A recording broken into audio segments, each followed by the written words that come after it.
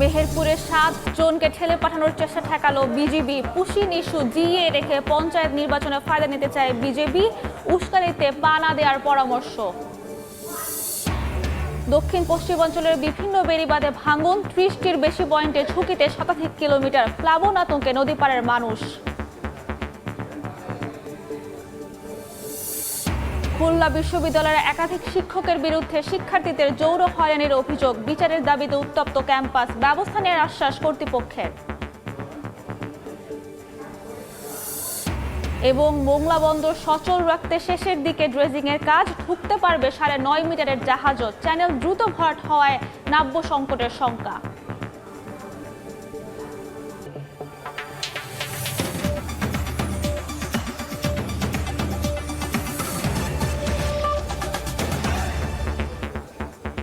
আমন্ত্রণ সময় সংবাদের নিয়মিত আয়োজন বিভাগীয় সময় থাকছে সপ্তাহে 7 দিন ভিন্ন ভিন্ন বিভাগের সংবাদ নিয়ে।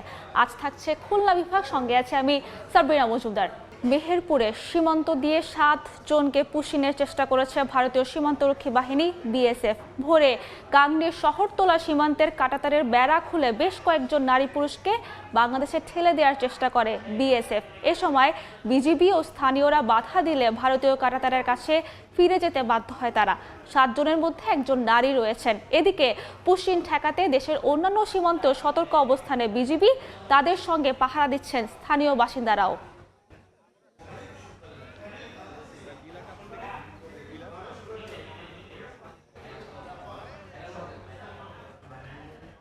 এ বিষয়ে বিস্তারিত জানাতে মেহেরপুরে আছেন সহকর্মী বেনিয়ামিন, সরাসরি যাচ্ছে তার কাছে।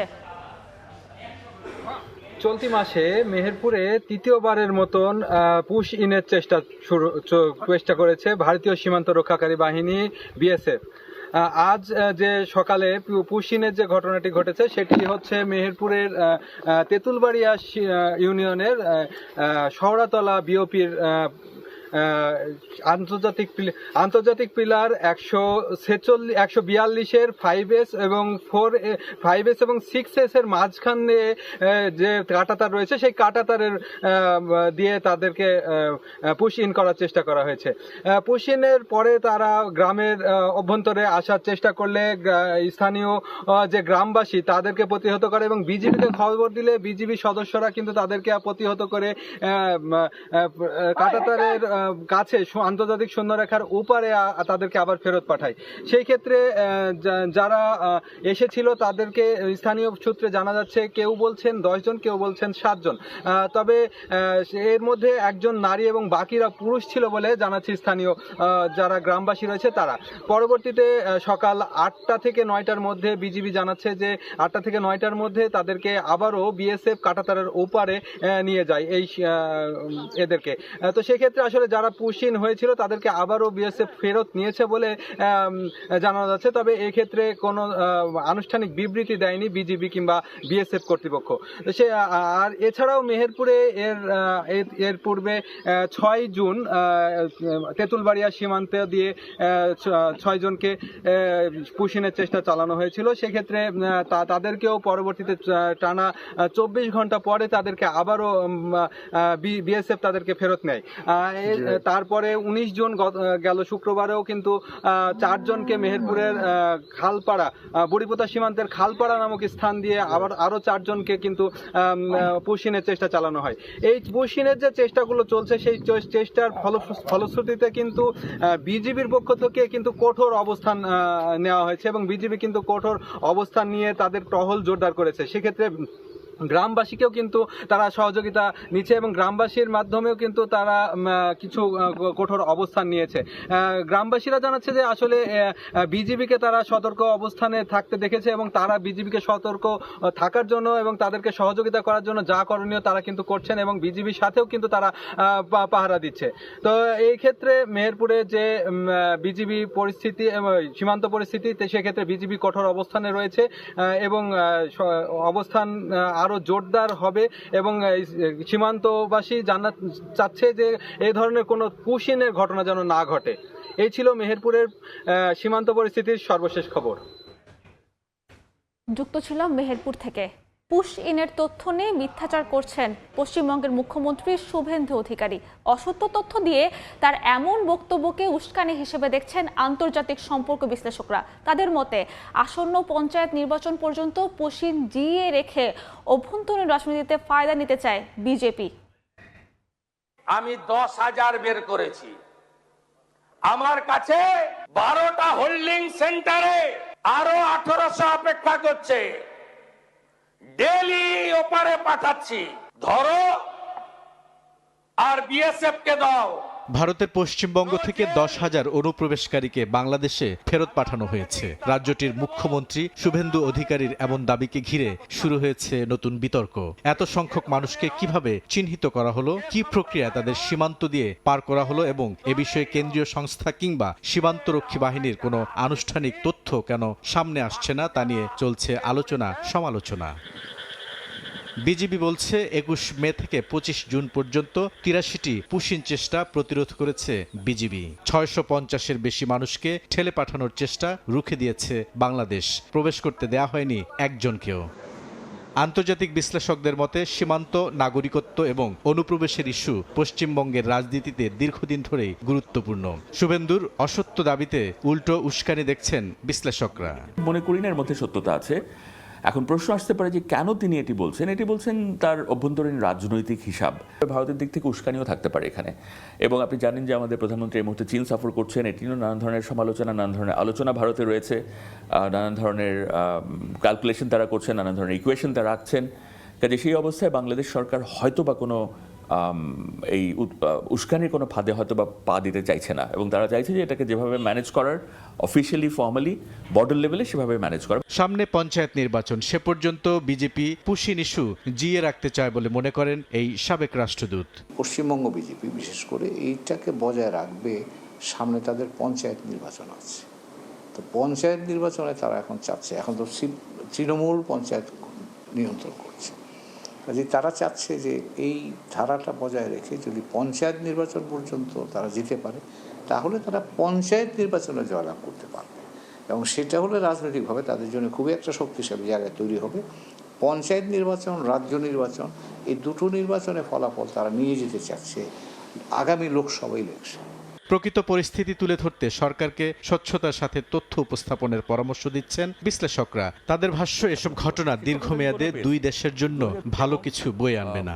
এই যে এসকেলেট করছে এই ধরনের মন্তব্য, আমি মনে করি এটা কিন্তু আসলে বাংলাদেশ ভারত সম্পর্কের জন্য দীর্ঘমেয়াদে এটা ক্ষতিকর হবে। বুলবুল রেজা, সময় সংবাদ, ঢাকা।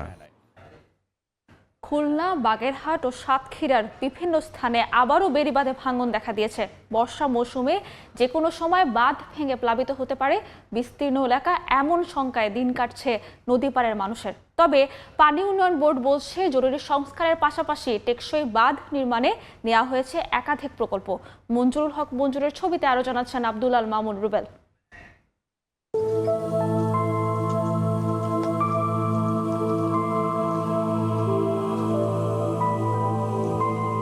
চোখে মুখে আতঙ্ক নিয়ে খুলনার দাকপের পানখালী ইউনিয়নে ঝপঝপিয়া নদীর পাড়ে হাঁটছেন এই বৃদ্ধা। গত 5 বছরে 3 দফা নদী ভাঙনে হারিয়েছেন বসতভিটা। এবারও বর্ষা শুরু হতেই বাঁধে দেখা দিয়েছে নতুন ভাঙন। শুধু পানখালী নয়, ভাঙনের ঝুঁকি ছড়িয়ে পড়েছে পুরো দক্ষিণাঞ্চল উপকূলে। দাকপের জাবেরের খেয়াঘাট, লক্ষ্মীখোলা ও নলডাঙ্গা সহ অন্তত 10টি পয়েন্ট ঝুঁকিতে।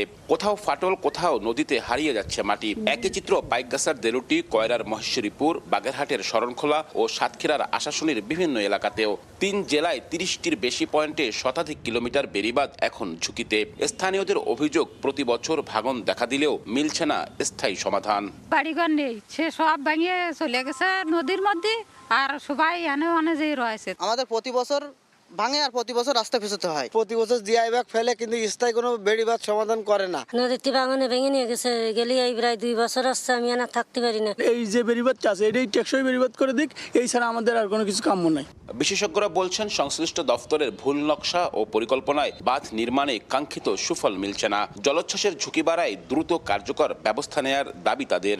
পানি উন্নয়ন বোর্ডের অবকাঠামোর ডিজাইন টোটালি ফল্টি।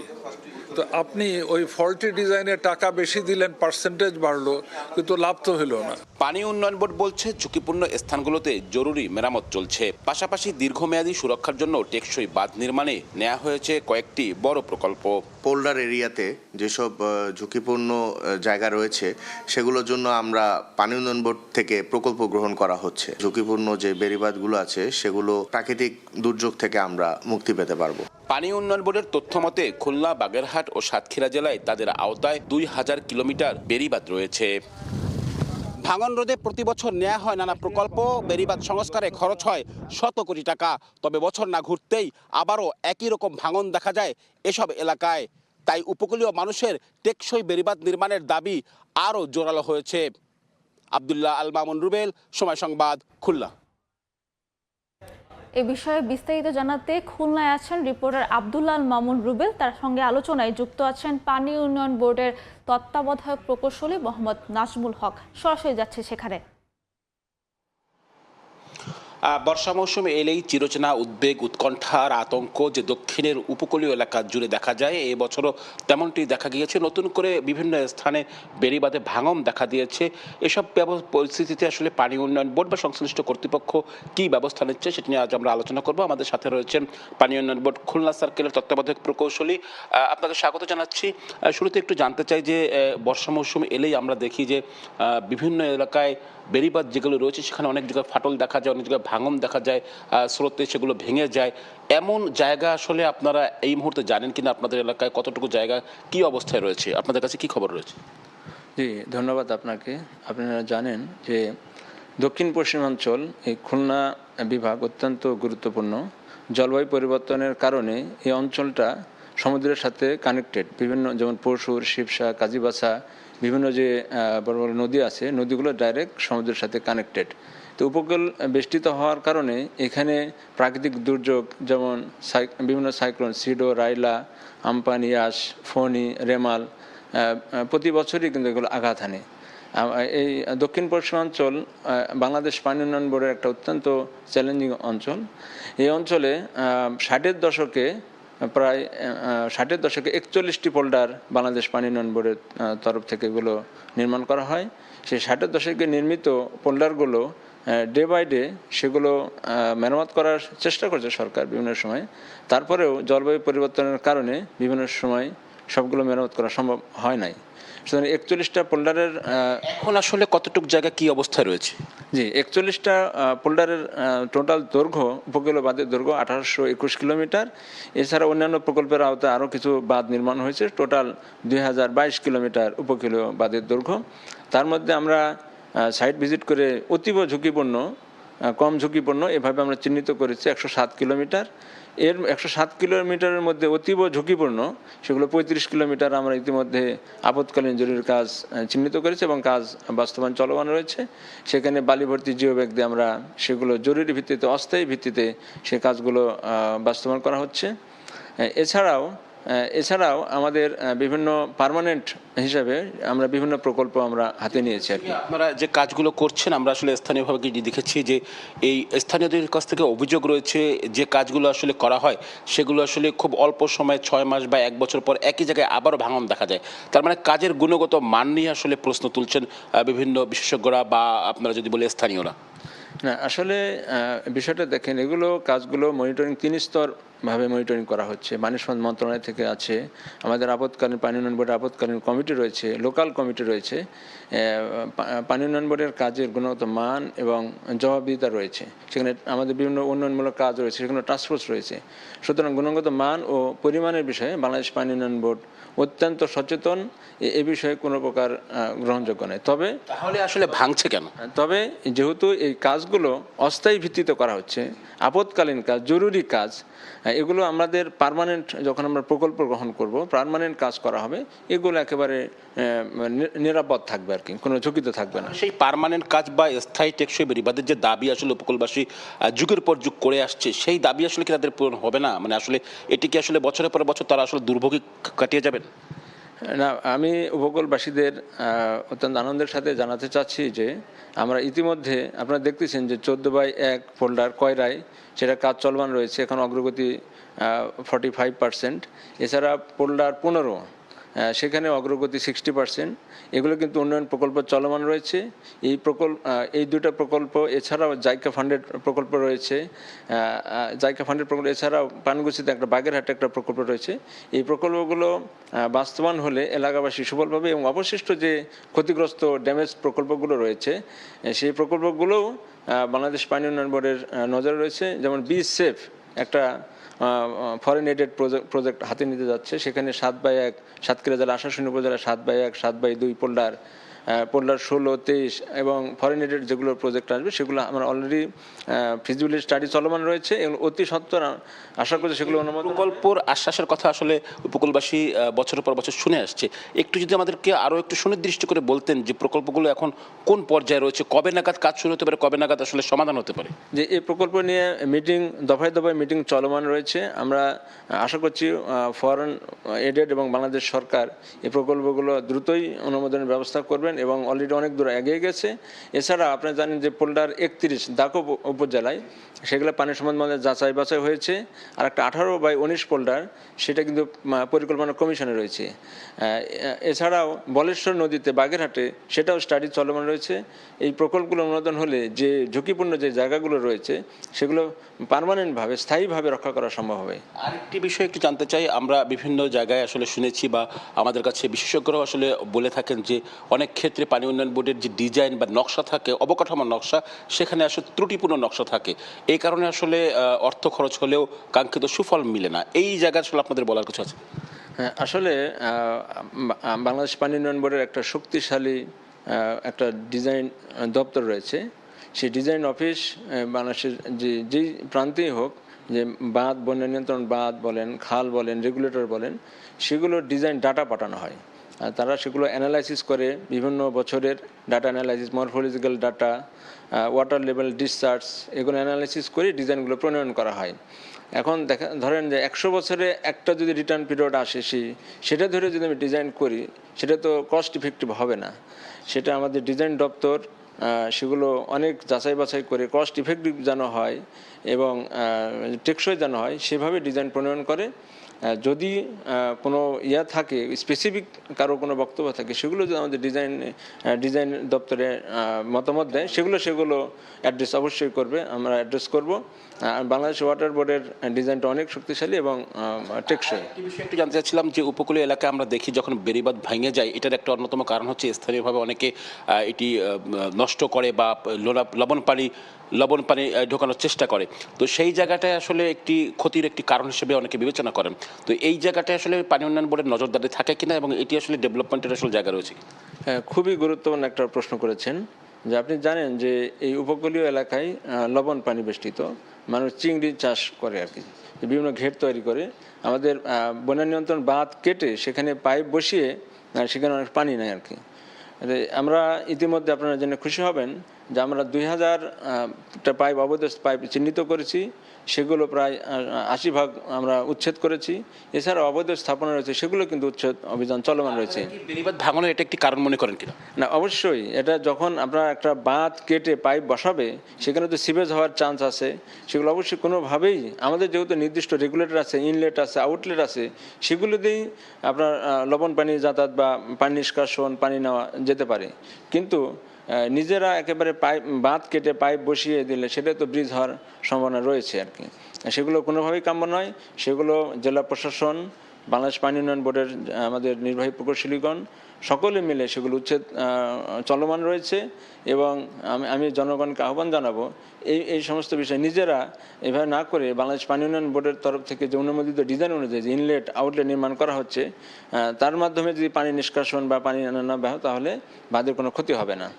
আপনি যে প্রসঙ্গ তুললেন এই জায়গা থেকে যদি একটু জানতে চাই যে পানি উন্নয়ন বোর্ডের খুলনা জেলায় বহু জায়গায় বহু উপজেলায় আসলে স্লুইস গেট রয়েছে এটি কাজের জন্য, কিন্তু আমরা দেখেছি যে অধিকাংশ স্লুইস গেট কার্যকরী নয়। ফলে যেটি আপনি বললেন যে নির্দিষ্ট সময় পানি প্রবেশ বা পানি বের করার সেই সুযোগটি আসলে স্থানীয়রা সেই সুফলটি আসলে পাচ্ছেন না, ফলে তাদের বাধ্য হয়ে অনেক সময় কাজটি করতে হচ্ছে। এই জায়গায় আসলে আপনাদের কি বলার রয়েছে? না, আসলে বাংলাদেশ পানি উন্নয়ন বোর্ডের এই যে আমি বললাম 41টা পোল্ডার, 692টি এরকম সুইচ গেট স্ট্রাকচার রয়েছে। সেগুলো এই যে লোনা পানির কারণে অনেক সময় যে গেটে মরিচা ধরে, তো সেগুলো আমরা পর্যায়ক্রমে মেকানিক্যাল দপ্তর আছে, পানি উন্নয়ন বোর্ড আছে, এটা পর্যায়ক্রমে কিন্তু মেনটেন্যান্স করা হয় আর কি। যেটা অতীব ঝুঁকিপূর্ণ সেটাও কিন্তু আমরা আপৎকালীনভাবে মেরামতের ব্যবস্থা করি। যে সেখানে মেরামতই করতে হবে, পাইপ দিয়ে আসলে বাঁধ কেটে পাইপের কোনো সমাধান হবে না। আমরা এই যে প্রকল্প যেগুলো প্রণয়ন করেছি সেগুলো স্ট্রাকচারগুলো পুনর্নির্মাণ কাজগুলো অন্তর্ভুক্ত করেছি। এই প্রকল্পগুলো অনুমোদন হলে পুরোপুরি সেগুলো স্ট্রাকচারগুলো অনেকটা নির্মাণ। যে প্রকল্পগুলো আসলে নেওয়া হচ্ছে সেখানে কি আসলে স্লুইস গেটের অংশ, আসলে স্লুইস গেট, নতুন স্লুইস গেট আছে কিনা? হ্যাঁ, সেগুলো সুইচ গেট আছে। এছাড়া আপনি জেনে খুশি হবেন যে বাংলাদেশ সরকার একটা প্রকল্প হাতে নিয়েছে, দেশব্যাপী খাল খনন প্রকল্প। আপনি জানেন যে এই 41টা পোল্ডারে আমাদের 2210 কিলোমিটার নিষ্কাশন খাল রয়েছে পোল্ডারের অভ্যন্তরে। সেই খালগুলো কিন্তু আমরা এই প্রকল্পে অন্তর্ভুক্ত, আমরা প্রাথমিকভাবে তালিকা হয়েছে সেখানে কিন্তু আমরা অন্তর্ভুক্ত করেছি। আশা করছি এই খালগুলো যেহেতু সিলটেশন হয়ে গেছে, জলাবদ্ধতা হচ্ছে, গেটটা তখনই ওপেন করে যখন জলাবদ্ধতা হয়, গেটটা ওপেন হয়। আর যদি খালে যদি পানির ধারণ ক্ষমতা বাড়ে তাহলে সেই জলাবদ্ধতা থাকবে না। এই খাল দিয়ে কিন্তু নিষ্কাশন হবে এবং খালে পানি ধারণ করতে পারবে, সুপেয় পানি পাবে এবং দেখা যাচ্ছে যে সেই পানি কৃষিকাজে ব্যবহার করতে পারবে। সেই খাল খনন কর্মসূচিতে আমরা ইতিমধ্যে 1470 কিলোমিটার আমরা খাল অন্তর্ভুক্ত করেছি। এগুলো যাচাই বাছাই চলমান। বাংলাদেশ সরকারের যে এই খাল খনন কর্মসূচি এটা আগামী ডিসেম্বরে হয়তো শুরু হবে ইনশাল্লাহ। শুরু হলে এর সুফলও এলাকাবাসী পাবে। এর সাথে কি আসলে আমি যদি আরেকটু যোগ করতে চাই যে পানি উন্নয়ন বোর্ডের বেড়িবাঁধের সঙ্গে যে সমস্যাগুলো সরাসরি যুক্ত রয়েছে, অর্থাৎ অনেকগুলো পয়েন্ট আসলে আজকের আলোচনায় উঠে আসলো, যে একেবারেই পাইপ দেওয়া বা স্লুইস গেট বা খাল কর্মসূচি, এই সবগুলো মিলিয়ে আপনারা আসলে কোন জায়গায় আসলে প্রত্যাশা করছেন বা আশ্বস্ত করছেন কবে নাগাদ পুরোপুরি এই অঞ্চলের মানুষের দুর্ভোগ কাটবে বা একটু আশ্বস্ত হবেন? আচ্ছা, এটা একটা ধারাবাহিক প্রক্রিয়া। আমরা পর্যায়ক্রমে যে পোল্ডারগুলো যেমন পোল্ডার 31 অত্যন্ত ভার্নারেবল প্রজেক্ট এখন বর্তমানে আছে, সেটা কিন্তু আমরা পর্যায়ক্রমে এটা আগে দিয়েছি, মিনিস্ট্রি যাচাই বাছাই ইতিমধ্যে করে ফেলেছে। আশা করি কয়েক মাসের মধ্যে টেকনিক উঠবে, এটা অনুমোদন হয়ে যাবে ইনশাল্লাহ। এটা হলে যেমন পোল্ডার 31 পুরোপুরি একবার নিরাপদ হয়ে যাবে, স্থায়ী অবকাঠামো পর্যায়ক্রমে সবগুলো, যেমন ওয়ার্ল্ড ব্যাংক, এডিবি তারাও এগিয়ে আসছেন। ইতিমধ্যে জানেন যে পোল্ডার 32, 35/1 সেগুলো কিন্তু সিআইপি থেকে ইতিমধ্যে বাস্তবায়ন করা হয়েছে। আর যেগুলো ফরেন এডেড প্রজেক্ট সেগুলো। ধন্যবাদ। দর্শক, আসলে শুনছিলাম আমরা এখানকার যিনি তত্ত্বাবধায়ক প্রকৌশলী আছেন, তিনি আসলে জানাচ্ছিলেন যে এই উপকূলীয় মানুষের দুর্ভোগ দুর্দশা কমাতে বেশ কিছু প্রকল্প হাতে নিয়েছে এবং তারা আসলে প্রত্যাশা করছেন এই প্রকল্পগুলো দ্রুত বাস্তবায়ন হবে এবং বাস্তবায়ন হলে এই অঞ্চলের উপকূলীয় মানুষের যে দুর্ভোগ দুর্দশা সেটা অনেকটাই কমে আসবে। তো আমার কাছে এই ছিল খুলনা থেকে পানি উন্নয়ন বোর্ডের বেড়িবাঁধ নিয়ে যে আলোচনা, তার সবশেষ। খুলনা থেকে যুক্ত ছিলেন পানি উন্নয়ন বোর্ডের তত্ত্বাবধায়ক প্রকৌশলী মোহাম্মদ নাজমুল হক। খুলনা বিশ্ববিদ্যালয়ে একাধিক শিক্ষকের বিরুদ্ধে শিক্ষার্থীদের যৌন হয়রানিমূলক বার্তা পাঠানোর অভিযোগ উঠেছে। সম্প্রতি এমন একটি ঘটনাকে কেন্দ্র করে উত্তপ্ত হয়ে উঠেছে ক্যাম্পাস।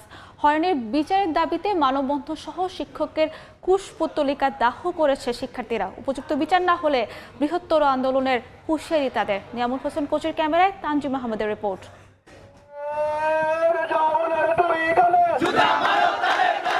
স্লোগানে উত্তাল খুলনা বিশ্ববিদ্যালয়। দাহ করা হচ্ছে এগ্রো টেকনোলজি ডিসিপ্লিন প্রধান অধ্যাপক রেজাউল ইসলামের কুশপুত্তলিকা। শিক্ষার্থীকে যৌন হয়রানিমূলক বার্তা পাঠানোর অভিযোগে ক্ষুব্ধ ছাত্রছাত্রীরা, চলছে প্রতিবাদ। গত 16 জুন ছাত্র বিষয়ক পরিচালকের দফতরে জমা দেওয়া লিখিত অভিযোগে ভুক্তভোগী শিক্ষার্থী জানান, 1 মাসের বেশি সময় ধরে অধ্যাপক রেজাউল ইসলাম মোবাইলে অশোভন ও কুরুচিপূর্ণ বার্তা পাঠাতে থাকেন। এমনকি অপ্রয়োজনে কল করেন গভীর রাতেও।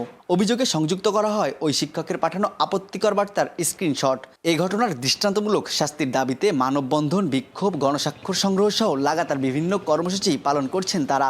সামাজিক যোগাযোগ মাধ্যমেও একই রকম নেতিবাচক অভিজ্ঞতার কথা লিখেছেন সাবেক ও বর্তমানে বেশ কিছু শিক্ষার্থী। প্রলোভন দেখায় বিভিন্নভাবে, আমি তোমার রেজাল্ট ভালো করে দেব বা আমি অনেক ভালো জায়গায় নিয়ে যাব, ডিসিপ্লিনের শিক্ষক বানিয়ে দিব, এইরকম প্রলোভন দেখিয়ে উনি মেয়েদেরকে নানাভাবে এই ধরনের যৌন হয়রানিমূলক কাজে ইনভলভ করার চেষ্টা করছে। নির্ধারিত সময়ের মধ্যে যদি এই ঘটনার একটা দৃষ্টান্তমূলক বিচার না হয় তাহলে খুলনা বিশ্ববিদ্যালয়ের সাধারণ শিক্ষার্থীরা যে কোনো সময় যে কোনো পদক্ষেপ গ্রহণ করার জন্য প্রস্তুত। অভিভাবক সমতুল্য যে শিক্ষক, তাদের কাছ থেকে আমরা এই ধরনের আচরণ কখনোই আশা করিনি। এমন শিক্ষক আমাদের প্রয়োজন নেই যে শিক্ষা দেওয়ার নামে উল্টাপাল্টা কথা বলে।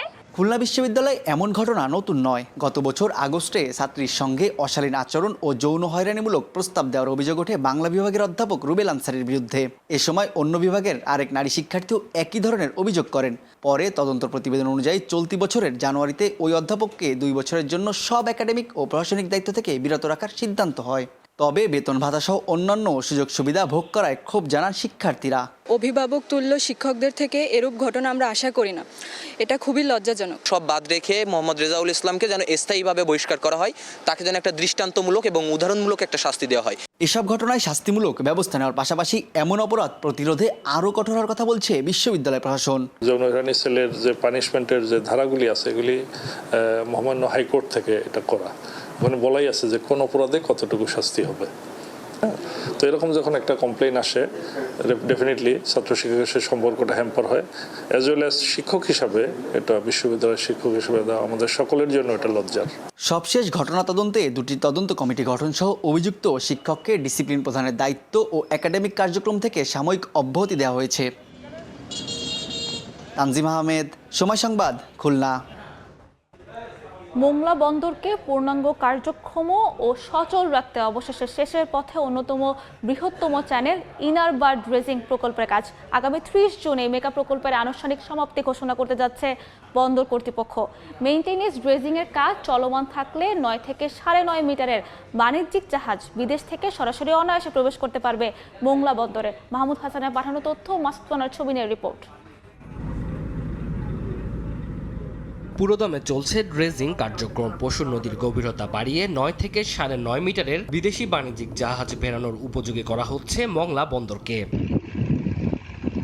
বন্দরকে পূর্ণাঙ্গ কার্যক্ষম ও সচল রাখতে অবশেষে শেষের পথে অন্যতম বৃহত্তম চ্যানেল ইনার বার ড্রেজিং প্রকল্পের কাজ। আনুষ্ঠানিকভাবে প্রকল্পের কাজ শুরু হয়েছিল 2021 সালের 13 মার্চ। 2022 সালের শেষের দিকে কাজ শেষ হওয়ার কথা ছিল, কিন্তু বালু ফেলার জায়গায় নিয়ে তীব্র জমি জটিলতা ও ড্রেজিং চলাকালীনই চ্যানেল পুনরায় ভরাট হয়ে যাওয়ার মতো প্রাকৃতিক বাধার কারণে নির্ধারিত সময়ে শেষ করা সম্ভব হয়নি কাজ। অবশেষে সব বাধা অতিক্রম করে দীর্ঘ 6.5 বছরের মাথায় প্রকল্প সম্পন্ন হচ্ছে বলে জানায় বন্দর কর্তৃপক্ষ।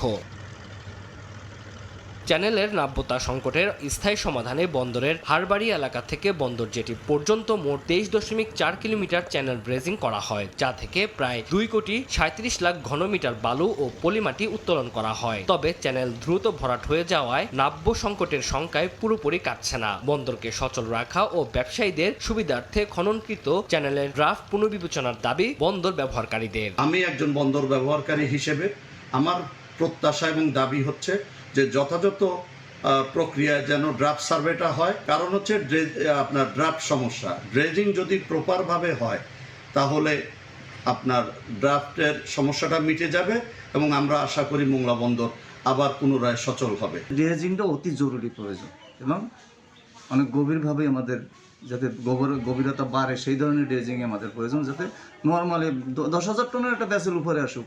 আগামী 30 জুন প্রকল্পের সমাপ্তি ঘোষণার পর নতুন অর্থ বছরের শুরু থেকেই পুরো চ্যানেলে নিয়মিত রক্ষণাবেক্ষণের কাজ শুরু হবে জানায় বন্দর কর্তৃপক্ষ।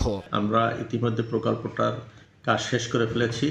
এখন প্রকল্পের বাকি কাজ শেষ করে আশা করি এই 2026-এর মধ্যে জুনে আমরা প্রকল্পটা শেষ করতে পারব। যেখানে ড্রেজিং করা হয়, ড্রেজিং করা হলে পরবর্তীতে সেখানে সিলটেশন হয়। এই সিলটেশনকে আমরা রিমুভ করার জন্য ইতিমধ্যে আমাদেরকে একটা সংরক্ষণ ড্রেজিং অনুমোদন হয়েছে, যে প্রকল্পটা অলরেডি আমরা ডেলিগেটেড ওয়ার্ক হিসাবে বাস্তবায়নের জন্য বাংলাদেশ নৌবাহিনীকে দিয়েছি। শুরুতে এই প্রকল্পের প্রাক্কালিত ব্যয় ধরা হয়েছিল 793,72,80,000 টাকা। তবে নকশা পরিবর্তন, সময় ও অর্থ বৃদ্ধিতে 3 ধাপে বাজেট সংশোধন করে বর্তমানে ব্যয় দাঁড়িয়েছে 992 কোটি টাকা। আর এটি মংলা বন্দর সৃষ্টির দীর্ঘ 70 বছরের ইতিহাসে প্রথম ড্রেজিং কাজ। সময় সংবাদ, মোংলা। বিভাগীয় সময় আরেকবার। ঝিনাইদহে স্বামী হত্যা মামলায় স্ত্রী ও তার প্রেমিক সহ 3 জনের যাবজ্জীবন কারাদণ্ডাদেশ দিয়েছেন আদালত। দুপুরে জেলার অতিরিক্ত জেলা ও দায়রা জজ দ্বিতীয় আদালতের বিচারক গৌতম কুমার ঘোষ এ রায় দেন। একই সঙ্গে প্রত্যেককে 50,000 টাকা করে অর্থদণ্ড দেওয়া হয়। মামলা বিবরণে জানা যায় 2017 সালের 6 এপ্রিল রাতে হরিণাকুণ্ডু উপজেলার গোপীনাথপুর গ্রামের মুকুল মল্লিক তার বাড়িতে স্ত্রী ফিরোজা ও তার পরকীয়া প্রেমিক আলমগীরকে অপ্রীতিকর অবস্থায় দেখতে পান। এ সময় মুকুলকে শ্বাসরোধ করে হত্যা করে গ্রামের একটি ধান খেতে পুঁতে রাখে। ঘটনার 6 দিন পর ধান খেতে তার লাশ উদ্ধার করে পুলিশ। এই ঘটনায় নিহতের মা আছিরন বেগম বাদী হয়ে 2 জনের নাম উল্লেখ সহ অজ্ঞাত আরও 4 জনকে আসামি করে হরিণাকুণ্ডু থানায় মামলা করেন। তদন্ত শেষে 2018 সালের 6 জুন 5 জনকে অভিযুক্ত করে আদালতে চার্জশিট দাখিল করে পুলিশ। দীর্ঘ বিচারিক প্রক্রিয়া শেষে স্ত্রী ফিরোজা খাতুন, তার পরকীয়া প্রেমিক আলমগীর হোসেন ও সহযোগী বিল্লাল হোসেনকে যাবজ্জীবন কারাদণ্ডাদেশ দেন আদালত। দোষ প্রমাণ না হয় 2 জনকে বেকসুর খালাস দেওয়া হয়। ঝিনাইদহ যশোর মহাসড়ক 6 লেনে উন্নতিকরণ প্রকল্পে অধিগ্রহণকৃত জমির ন্যায্য মূল্য নিশ্চিতের দাবিতে মানববন্ধন করা হয়েছে। সকালে জেলা প্রশাসকের কার্যালয়ের সামনে বিষয়খালী এলাকার ভুক্তভোগীরা এই মানববন্ধন করেন। এতে ব্যানার ফেস্টুন নিয়ে ওই এলাকার ক্ষতিগ্রস্ত জমির মালিকরা অংশ নেয়। এ সময় বক্তারা অভিযোগ করেন, ঝিনাইদহ যশোর মহাসড়ক 6 লেনে উন্নীতকরণ প্রকল্প বিষয়খালী এলাকায় যে জমি অধিগ্রহণ করা হয়েছে তার সঠিক মূল্য দেওয়া হচ্ছে না, তাই জমির সঠিক মূল্য দেওয়ার দাবি জানান বক্তারা।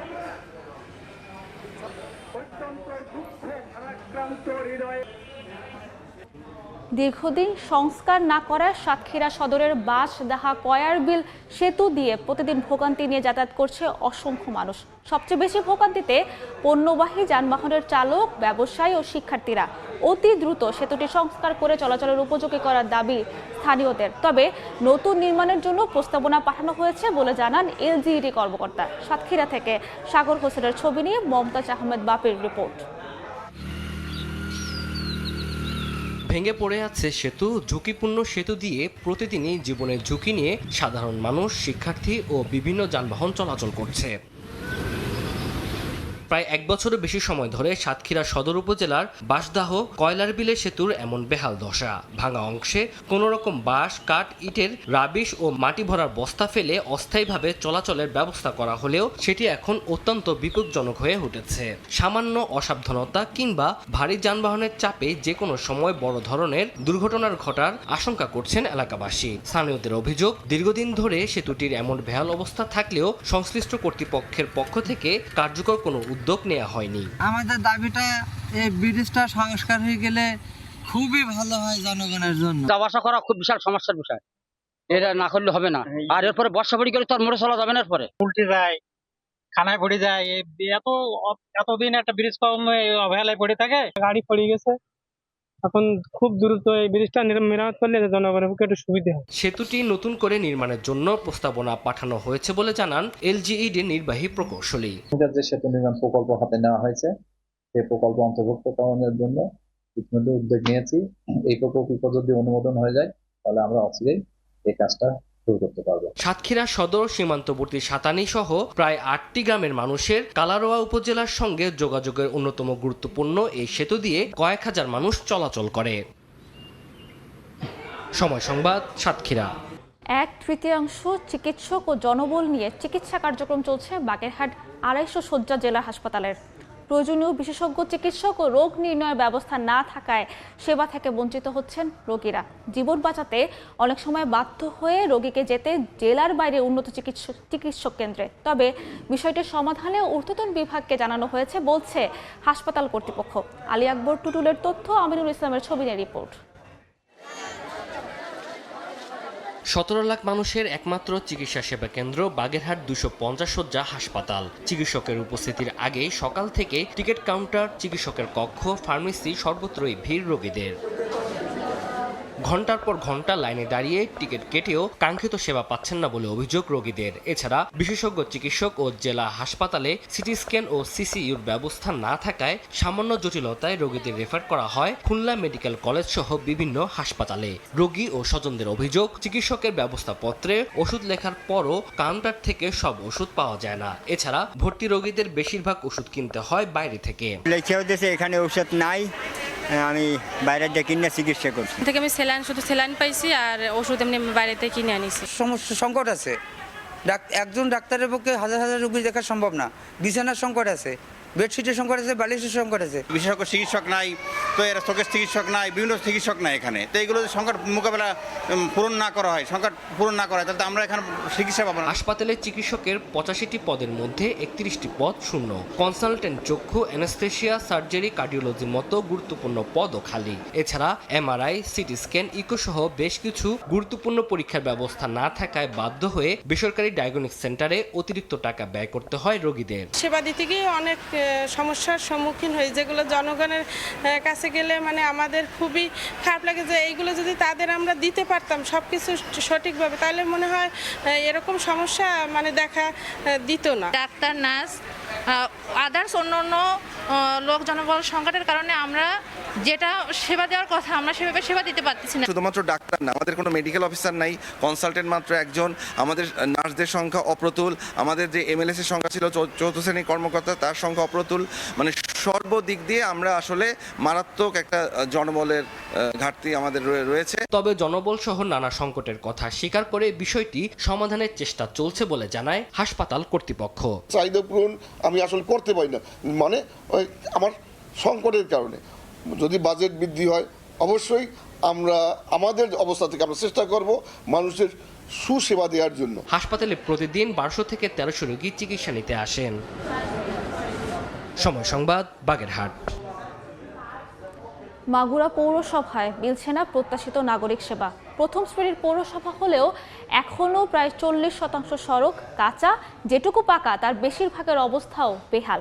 নেই পর্যাপ্ত ড্রেন ও সড়ক বাতি। কর দিয়েও সেবা না পেয়ে ক্ষোভ বাসিন্দাদের। তবে পৌর কর্তৃপক্ষ বলছে কয়েকটি প্রকল্প অনুমোদনের অপেক্ষায়, পাশ হলে ধীরে ধীরে বাড়বে সেবার মান। মাগুরা থেকে লোটাস রহমান সোহাগের রিপোর্ট, ছবি তুলেছেন রামিম খান। সড়ক জুড়ে বড় বড় গর্ত, অনেক আগেই উঠে গেছে পিচের আস্তরণ, কোথাও আবার রাস্তায় জমেছে কাদা। ভাঙাচোরা সড়কে হেলে দুলে ঝুঁকি নিয়ে চলছে ভ্যান, রিক্সা ও ইজি বাইক। সামান্য বৃষ্টি হলেই বাড়ে দুর্ভোগ। এমন দশা মাগুরা পৌরসভার বিভিন্ন এলাকার বাসিন্দাদের অভিযোগ, শুধু সড়ক নয়, ড্রেনের অপ্রতুলতার কারণে বৃষ্টি হলেই সৃষ্টি হয় জলাবদ্ধতা। যতটুকু আছে তাও ঠিকমতো পরিষ্কার করা হয় না। এছাড়া সড়কবাতি না থাকায় রাত হলেই অন্ধকারে চলাচল করতে হয় বাসিন্দাদের। পর্যাপ্ত সুপেয় পানি, সড়ক সংস্কার, ড্রেন নির্মাণ সহ নাগরিক সুবিধা বৃদ্ধির দাবি পৌরবাসীর। রাস্তাঘাট তো ভালো না, রিক্সা চালানো যায় না। ভালো গাড়ি ওই রাস্তায় চালালে গাড়ি নষ্ট হয়ে যাচ্ছে। অল্প একটু বৃষ্টি হইলে পরে পানি বের হওয়ার কোনো জায়গা থাকে না। বাতিগুলো জ্বলে না, বুঝছেন, অনেক আগে লাগানো হয়েছে, এগুলোর কেউ খোঁজ খবরও নেয় না। তবে পৌরসভার নির্বাহী প্রকৌশলী জানালেন, সড়ক, ড্রেন ও জলবদ্ধতা দূরীকরণে 4টি প্রকল্পে 316 কোটি টাকার প্রস্তাব পাঠানো হয়েছে। পাশ হলেই বাড়বে সেবার মান। 4টি প্রকল্পে আমাদের 316 কোটি টাকার প্রস্তাব পাঠিয়েছি। এগুলো আপনার আরইউডিটি প্রকল্প, 7 টাউন্স ওয়াটার সাপ্লাই প্রকল্প, টেকসই নগর উন্নয়ন প্রকল্প এবং পৌরসভার যে গভর্নমেন্ট থেকে আমরা যে বরাদ্দ পেয়ে থাকি। এই প্রকল্পের আন্ডারে আমাদের রাস্তা, ড্রেন এবং আপনার পানির লাইন, সার্বিক পৌরসভার অবকাঠামোগুলো উন্নত হলে আপনার জনদুর্ভোগ কমবে এবং জনসাধারণ আশানুরূপ ফলভোগ করতে পারবে। মাগুরা পৌরসভায় প্রায় 1.5 লাখ বাসিন্দা বসবাস করেন। পৌরসভার 508 কিলোমিটার সড়কের 200 কিলোমিটারই কাঁচা, আর 230 কিলোমিটার ড্রেনের মধ্যে 215 কিলোমিটার কাঁচা ড্রেন। লোটাস রহমান সোহাগ, সময় সংবাদ, মাগুরা। বিভাগীয় সময় আরেকবার। চুয়াডাঙ্গায় প্রচণ্ড গরমে বেড়েছে বিভিন্ন রোগে আক্রান্ত রোগী। বিস্তারিত জানাতে সদর হাসপাতালে আছেন রিপোর্টার মাহফুজ মামুন, সরাসরি যাচ্ছে তার কাছে। টানা কয়েকদিন চুয়াডাঙ্গাতে ব্যবসা গরম পড়ছে। ব্যবসা গরমের কারণে চুয়াডাঙ্গায় রোগবালাই বৃদ্ধি পেয়েছে অনেক বেশি, যার কারণে হচ্ছে হাসপাতালগুলোতে চুয়াডাঙ্গাতে রোগীর সংখ্যা বাড়তে শুরু করেছে। বর্তমানে চুয়াডাঙ্গাতে হচ্ছে জ্বর, ঠান্ডা, কাশি, ডায়রিয়া সহ বিভিন্ন রোগে আক্রান্ত হচ্ছে শিশু এবং বয়স্করা। অতিরিক্ত রোগীর চাপ সামাল দিতে হিমশিম খেতে হচ্ছে চিকিৎসক, নার্স এবং দায়িত্বরতদের। চুয়াডাঙ্গা সদর হাসপাতাল এবং উপজেলা স্বাস্থ্য কমপ্লেক্সগুলোতেই প্রতিদিন বহির্বিভাগ এবং আন্তঃবিভাগ থেকে রোগীরা হচ্ছে চিকিৎসা নিচ্ছেন। অতিরিক্ত রোগী হচ্ছে চাপ সামাল দিতে হচ্ছে, বেগ পেতে হচ্ছে দায়িত্বরতদের। চুয়াডাঙ্গা সদর হাসপাতালের ডায়রিয়া ওয়ার্ডে 69 জন হচ্ছে ডায়রিয়া আক্রান্ত রোগী ভর্তি রয়েছে। এছাড়াও শিশু ওয়ার্ডে প্রায় 90 জন রোগী ভর্তি রয়েছে। শিশু ওয়ার্ডের হচ্ছে জ্বর, শ্বাসকষ্ট, কাশি সহ বিভিন্ন রোগে আক্রান্ত হচ্ছে শিশুরা। শিশু ওয়ার্ডে হচ্ছে শয্যার তুলনায় রোগীর সংখ্যা কয়েক গুণ বেশি থাকায় তারা মেঝে এবং বারান্দাতে চিকিৎসা নিচ্ছেন, যার ফলে তাদেরকে ভোগান্তিতে পড়তে হচ্ছে। এছাড়াও ডায়রিয়া ওয়ার্ডে হচ্ছে শয্যার তুলনায় হচ্ছে অতিরিক্ত রোগী রয়েছে, সেখানেও একই অবস্থা শিকার হতে হচ্ছে রোগীদের। হচ্ছে ডায়রিয়াতে আক্রান্ত হচ্ছে শিশু এবং বয়স্করা। শিশুরাই বেশি এই রোগে আক্রান্ত হচ্ছে। তার কারণ হচ্ছে ব্যবসা গরম পড়ছে কয়েকদিন। এর কারণ হচ্ছে মানুষ হচ্ছে ঘামছে এবং শরীর দিয়ে অতিরিক্ত পানি বের হওয়ার কারণেই হচ্ছে তারা হচ্ছে এসব রোগে আক্রান্ত হচ্ছে। এছাড়া হচ্ছে চুয়াডাঙ্গা সদর হাসপাতালে পর্যাপ্ত পরিমাণে হচ্ছে রোগীদেরকে হচ্ছে ওষুধ সরবরাহ করা হচ্ছে। এখানে ওষুধের কোনো সংকট নেই বলে জানিয়েছেন চুয়াডাঙ্গা সদর হাসপাতালের তত্ত্বাবধায়ক। এছাড়াও আমি হচ্ছে চুয়াডাঙ্গা সদর হাসপাতালের শিশু কনসালটেন্ট আসাদুর রহমান মালিক, তার সাথে কথা বলেছি। তিনি জানিয়েছেন যে হচ্ছে এই গরমের কারণে হচ্ছে শিশুরা বেশি আক্রান্ত হচ্ছে ডায়রিয়া, জ্বর, শ্বাসকষ্ট সহ বিভিন্ন রোগে। তাদেরকে হচ্ছে চিকিৎসা দেওয়া হচ্ছে প্রয়োজনীয় চুয়াডাঙ্গা সদর হাসপাতালে আন্তঃবিভাগ এবং বহির্বিভাগে। বহির্বিভাগও হচ্ছে চুয়াডাঙ্গা সদর হাসপাতাল প্রায় প্রতিদিন 250 থেকে 300 শিশু রোগী এবং ডায়রিয়া আক্রান্ত বয়স্করাও হচ্ছে চিকিৎসা নিচ্ছেন, যার কারণে হচ্ছে আন্তঃবিভাগ এবং বহির্বিভাগে হচ্ছে চাপ সামাল দিতে হচ্ছে হিমশিম খেতে হচ্ছে প্রতিদিন হচ্ছে রোগী দেখতে গিয়ে হচ্ছে তাদেরকে অনেক কষ্টের শিকার হতে হচ্ছে, যার কারণ হচ্ছে অল্প লোকবল দিয়ে হচ্ছে এত রোগী দেখা অসম্ভব হয়ে পড়ছে। এই ছিল চুয়াডাঙ্গা থেকে হচ্ছে ব্যবসা গরমে আক্রান্ত হচ্ছে রোগীর সংখ্যা চুয়াডাঙ্গা সদর হাসপাতালের সর্বশেষ। বিভাগীয় সময় আরেকবার। লোকবল সংকট, অবৈধ রেলগেট, ত্রুটিযুক্ত ব্যারিয়ার সহ নানা সমস্যায় জর্জরিত চুয়াডাঙ্গার বিভিন্ন অরক্ষিত রেলগেট। স্থানীয়দের দাবি, জেলার উপর দিয়ে প্রতিদিন আন্তনগর, বেল ও মালবাহী ট্রেন চলাচল করে, কিন্তু গেটম্যান না থাকায় ক্রমেই বাড়ছে দুর্ঘটনা। মাহফুজ মামুনের তথ্য, আনিসুর রহমানের ছবিতে রিপোর্ট। ট্রেন আসার সময় হলেও দেদারসে চলছে বিভিন্ন যানবাহন, নেই গেটম্যান কিংবা সিগন্যাল। চুয়াডাঙ্গা জেলার বিভিন্ন বৈধ অবৈধ অরক্ষিত রেলগেট দিয়ে ঝুঁকি নিয়ে যাতায়াত করে অসংখ্য মানুষ। ট্রেন আসার আগে সিগন্যাল দিয়ে গেট বন্ধ থাকার কথা থাকলেও নেই নিয়মনীতির কোনো তোয়াক্কা। বৈধ রেলগেটে 3 জন দায়িত্ব পালন করার কথা থাকলেও একজন, কখনো কখনো 2 জন দায়িত্ব পালন করছেন। এতে অনেক সময় ঘটছে দুর্ঘটনা। এমনকি গেল 6 মাসে ট্রেনে কাটা পড়ে মারা গেছে অন্তত 8 জন, আহত হয়ে পঙ্গুত্ব বরণ করেছেন আরও বেশ কয়েকজন। গেট দেওয়া অথবা গেটম্যান দেওয়া যে হতো তাহলে মানুষের জীবন বাঁচত। এপাশ ওপাশ দেখে রেল ক্রসিং করলে পারি দুর্ঘটনা থেকে আমরা বাঁচতে পারবো। রানিং রাস্তা, সব সময় এখানে হাজার হাজার গাড়ি যাওয়া আসা করে, কিন্তু এখানে যেটা প্রয়োজন সেইটি তো নাই। এখানে একটা গেট আমাদের একদম নিশ্চিত প্রয়োজন দরকার, কিন্তু এই জায়গায় আমাদের রেড লাইট দেয় না। ক্রসিংয়ে ঢোকার আগে ডানে এবং বামে এবং সামনে কিছু আছে কিনা এটা সতর্কতা দৃষ্টিতে দেখেই পারাপার হওয়া উচিত। প্রয়োজনীয় জনবল সংকটের কারণে গেট বন্ধ রাখা সম্ভব হচ্ছে না বলে জানান রেল কর্মকর্তা। আমরা চেষ্টা করছি ওই ঘাটতি লোকবলগুলো ঊর্ধ্বতন ছাড়দের মাধ্যমে পূরণ করে ফেলা। লোকবল পেয়ে গেলে গেটে যে অনাকাঙ্ক্ষিত দুর্ঘটনাগুলো ঘটে থাকে সেটা খুব সহজেই সমাধান হবে। জেলায় 40 কিলোমিটারের রেলপথে 27টি বৈধ ও 5টি অবৈধ রেলগেট রয়েছে। সময় সংবাদ, চুয়াডাঙ্গা। আবাদ ও উৎপাদন বৃদ্ধির লক্ষ্যে ঝিনাইদহে 5000 কৃষকের মাঝে বিনামূল্যে বীজ ও সার বিতরণ করা হয়েছে। সকালে সদর উপজেলা পরিষদ চত্বরে কৃষি বিভাগের পক্ষ থেকে এই বীজ ও সার বিতরণ করা হয়। এ সময় সদর উপজেলা নির্বাহী কর্মকর্তা তারেক হাসান, উপজেলা কৃষি কর্মকর্তা নূর এ নবী, অতিরিক্ত কৃষি অফিসার মোহাম্মদ জুনায়েদ হাবিব সহ অন্যান্যরা উপস্থিত ছিলেন। কৃষি বিভাগ জানায় 2025 থেকে 26 অর্থ বছরে খরিফ 2 মৌসুমে 15 কর্মসূচির আওতায় রোপা আমন ধানের উষ্ণে জাত আবাদ ও উৎপাদন বৃদ্ধির লক্ষ্যে সদর উপজেলার বিভিন্ন গ্রামের 5,000 ক্ষুদ্র ও প্রান্তিক কৃষকদের মাঝে 25 মেট্রিক টন বীজ ও 100 মেট্রিক টন সার বিতরণ করা হয়েছে।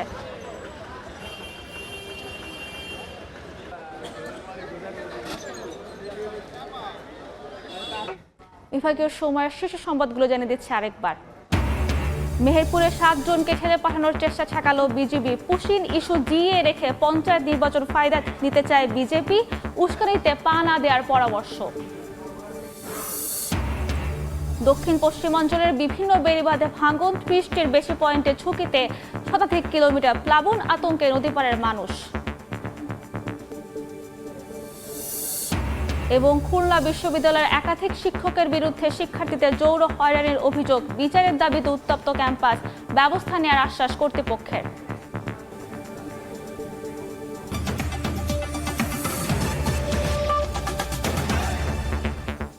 এ ছিল বিভাগীয় সময়। দর্শক, বিশ্বকাপ ফুটবলের মহাযজ্ঞ সরাসরি সম্প্রচার করছে সময় টেলিভিশন। দেখতে চোখ রাখুন সময়ের পর্দায়। এরপর আন্তর্জাতিক সময়ের সঙ্গে থাকবেন আলিশা ইসলাম। ধন্যবাদ সাবরিনা। আন্তর্জাতিক সময় নিয়ে আসছি কিছুক্ষণ পর, সঙ্গে থাকুন সময়।